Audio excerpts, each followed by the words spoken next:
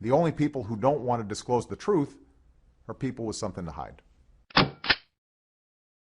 It's Aaron Klein, Investigative Radio, with WorldNet Daily Reporter and John Batchelor contributor, Aaron Klein. So do you want to run for president, but you were not born in the United States? How about your parents? Were they also born overseas? Well, guess what? You can run for president according to a very interesting new ruling from the FEC. The ruling didn't really get too much attention, and I am talking about the very interesting case of Abdul Hassan, who is a Guyana-born man. He was born in the South African country in 1974. His parents are not citizens, but he became a naturalized U.S. citizen. And he is suing, and according to an FEC ruling, he now has the right to run for president based on what he says is discrimination against him because he's a naturalized citizen and not a citizen of the United States according to the natural-born clause of the Constitution that defines eligibility. Well, joining me right now to discuss his case is Abdul Hassan, a New York lawyer. Again, born not in America, born in Guyana, his parents not American. He is suing, and he has now, according to the FEC, the right to run for president. Mr. Abdullah Hassan, welcome to Aaron Klein Investigative Radio. Mr. Klein, good morning. Now, you were not born in the United States, and you have a very interesting petition. So why should you be allowed to run for president? What is your reasoning? Well, I should be allowed to run for president because I'm an American citizen with, I think, good ideas for solving some of the most important problems in this country. And that I believe that the prohibition contained in the natural-born clause has been trumped and abrogated by the prohibition against national origin discrimination, which is contained in the Fifth Amendment, as well as the citizenship clause of the 14th Amendment. So, in other words, just to be clear here, you are a naturalized citizen, not born in the United States, and your legal argument is that there was a Supreme Court decision that interpreted an element of the Fifth Amendment of the Constitution that in the United States we cannot discriminate a citizen versus a naturalized citizen. So you are arguing that because you are a naturalized citizen, essentially it is now discrimination to not allow you to run for president. Is that correct? Yes, and let me explain a little bit further. A lot of people would say, well, gee, I don't see any part of the Fifth Amendment which has an equal protection guarantee. What happened is this. The Fifth Amendment has a due process clause, and the 14th Amendment, which applies to the states, has an equal protection clause. What the Supreme Court of the United States has done is that it has ruled, beginning sometime around 1954, and consistently up until now, it has ruled that the due process clause of the Fifth prohibits, in the same manner, discrimination based on characteristics such as national origin and race that the 14th Amendment does. In effect, it has said that the equal protection guarantee in the Fifth Amendment is the same as the 14th. So my logic is this. The natural-born requirement, that was adopted in the 1780s at a time when slavery was also part of the Constitution. The Fifth Amendment, at the same time, also allowed slavery. But the Fifth Amendment's interpretation has been changed over the years, over the 200 years since then. Yeah, but in the Fifth Amendment, when the Supreme Court had this ruling, were they talking about naturalized citizen or natural-born citizen? Because the Fifth Amendment does not mention natural-born citizen, which is the requirement to be president. No, it doesn't, but it prohibits national origin discrimination.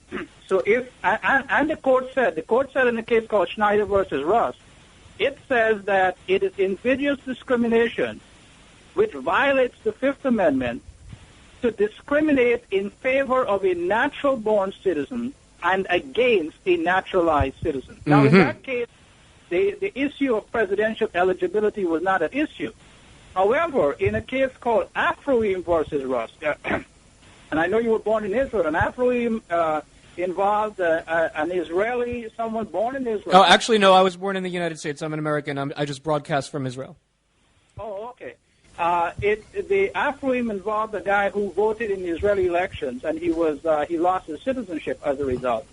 And he lost his citizenship because he was naturalized. And the court said, if he was natural born, he would not have lost it. So for him to lose it because he was naturalized means that you're discriminating against naturalized citizens in a way you wouldn't discriminate against natural-born citizens. And the court said, as a matter of law, a naturalized citizen has all the rights of a natural-born citizen. No. A naturalized citizen, I believe, has all the rights of a citizen. But if you look at the Constitution, if you look at the specific stipulation for president, we're talking about Section 1, Article 2 of the United States. This is the only time in the entire Constitution, in the entire Bill of Rights, in the entire constitutional writing that it uses the word natural-born citizen. It says that no person except a natural-born citizen or a citizen of the United States at the time of the adoption of this Constitution shall be eligible for office of the president. Now, there have been a lot of debates about this, and if you look at the literature from the founding framers, if you look at multiple Supreme Court rulings, if you look at even congressional rulings, including on John McCain, when there were some eligibility issues in 2008, and the Congress actually ruled that he was a natural-born citizen because both his parents were born in the United States. Well, if you look at the idea behind this, the concept behind this, the Swiss philosophers that informed the constitutional writing, it seems very clear that when it comes to president, they have a specific requirement, natural-born citizen, because they were concerned, and I want to ask you about this, that if an individual has parents, one parent or both, born outside of the United States, that there could be dual loyalty issues. And so isn't interpreting natural-born citizen as something other than what the founding framers intended it to be, and that is both parents born in the United States, because of loyalty issues, then how can you essentially change what the founding framers wanted? You know something? You know what's interesting? Do you know that I think the first two presidents were not born in the United States? Yeah. It says at the time of the adopting of this Constitution. So in other words, it means future individuals who are born after the Constitution was adopted, both parents need to be born in the U.S., or anybody who's a citizen of the United States at the time of the adoption of this Constitution. And so, yes, the first two presidents were born before the Constitution was adopted. So they would also be included in this constitutional eligibility issue. So do you believe that president then, if, let's say let's take your case. You were not born in the United States. You have parents, I assume, who are not born in the U.S. So what about people who would have a question about your loyalty? I mean, isn't it legitimate for people to be concerned that maybe you would be loyal not only to the United States but also to the country of your origins? No, I don't think it's a concern. I think it's foolishness. I think people should be judged on their conduct. Look, look at all these fellas, the FBI, these FBI agents, natural-born Americans who were spying for Russia. I mean, they're the ones who you should be concerned with, right? Yeah, I have no question. There's no question that there are many people born in the United States who have obvious patriotism issues, but then also you have, let's take President Obama, and I don't want to focus on him here, but let's say others who were born of a father or a mother who was not American citizen, meaning that they were educated perhaps in something other than in what an average American would be educated in. They have an experience that is more international and less American. What about those concerns? Let me give you an example. You see, you have to judge each individual on his or her own merits, based on their own conduct. For example, let me give you an example. Let's say you have a person born in America, in the United States, to two parents who are American citizens, right? Yeah. The person goes and lives in the Soviet Union for all his life and then comes back, or now the Soviet Union is no longer, but some Eastern European country, for example, and that's communist or has sympathies with communists or whatever. And they live all their life there, and then they come back here. And then let's say you have another person who was born in another country, let's say in Russia, and then came here at the age of 6 months. And they grew up in America. They speak perfect English, and they're loyal to America. They serve in the Army and so on.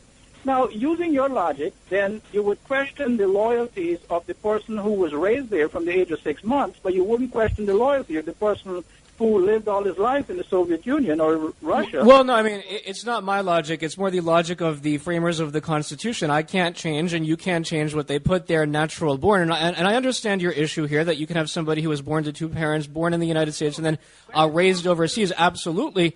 And that's an issue that probably would come up during the campaign. But what we are focusing on here is the natural-born citizenship clause of the Constitution and the framers who were concerned about dual loyalty. But I want to ask you, though, because you say that also some of your policies would show that you are that American in every sense of the word. Okay, so let's say you were dealing with some sort of foreign policy issue that somehow involved the country of your origin, Guyana, somehow that involved this country. So are you saying that we should not be concerned that you were born there, your parents were born there, you might have loyalties to this other country that is not the United States? Here's how I will respond to that. Look, as an attorney, right, Mm-hmm. when I undertake the representation of a client, I have to act in the best interest of my client. For example, if I represent someone in my community, or let's say I represent you. Let's say you come to me and say that, that guy over there, your neighbor, whoever, did me harm. And I undertake your representation, I owe you 100% loyalty, and my duty is solely to protect and to advance your interests. It will be no different as me if I were to be the President of the United States. If I believe that I cannot act in the best interest, I wouldn't be doing it. Okay, so now let's take this to another level. And we're speaking here with Abdul Hassan, a New York lawyer who was born not in the United States, but in South America, and says that he has the eligibility right to run for office. Now, you took your case to the FEC, and I understand that this was the first time that the FEC was actually asked to rule in a constitutional eligibility issue. Now, you received a response from the FEC. Is that correct? What was the FEC response? Yes, I've received a response. The FEC held a public meeting on September 1st. They debated the issue. They struggled with it. It was a very difficult deliberation that they had. And they made the following rulings. They ruled that I can run for president. They ruled that I can raise funds to run for president. They ruled that I'm obligated to comply with the requirements, the record-keeping, contribution, expenditure requirements of the Federal Election Campaign Act and the related laws. However, they said that they would not be able to give me matching funds at this time because until and unless my case results in a favorable ruling to me. They took the position that they are not in a position to directly answer this question. And they recognize that I have a case pending, which is, I hope that the highest court in the country will accept. I intend to make a petition for certiorari very soon. And But you're saying that in the response, the FEC did say that as far as they're concerned that you could run for president? They said I could run for president. They said I can raise money for run for president. They said I could, and I must comply, by the way, with all the record-keeping and contribution and expenditure requirements of the law. But they said they cannot give me matching funds. Oh, right. Abdul Hassan running for president. Check out his website at abdulhassanforpresident.com. Mr. Hassan, thank you for being here. The only people who don't want to disclose the truth are people with something to hide.